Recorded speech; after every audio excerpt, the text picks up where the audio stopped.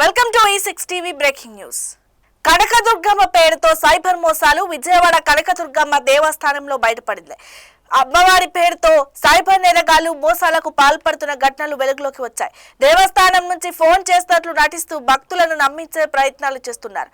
అమ్మవారి పట్టు చీరలు ఇంటికి పంపిస్తామని చెబుతూ డబ్బులు డిమాండ్ చేస్తున్నట్లు సమాచారం. మీ పేరు గోత్రనామాలతో ప్రత్యేక పూజలు చేస్తామని ఫోన్ల ద్వారా భక్తులను ఆకర్షిస్తున్నారు. ఈ విధంగా భక్తుల భక్తిని ఆసరాగా చేసుకొని నమ్మక ద్రోహానికి పాల్పడుతున్నారు. ఇలాంటి కాల్స్ వస్తే అప్రమత్తంగా ఉండాలని అధికారులు హెచ్చరిస్తున్నారు. దేవస్థానం తరఫున ఎలాంటి ఫోన్ కాల్స్ ద్వారా డబ్బులు అడగబోమని స్పష్టం చేశారు. అనుమానాస్పద కాల్స్ కు స్పందించవద్దని సూచించారు. మోసాలకు పాల్పడుతున్న వారిపై కఠిన చర్యలు తీసుకుంటామని తెలిపారు పోలీసులు. భక్తులు వెంటనే పోలీసులకు లేదా సైబర్ క్రైమ్ కు ఫిర్యాదు చేయాలని కోరారు. ఇవి పోకుండా breaking news updates. Stay with us.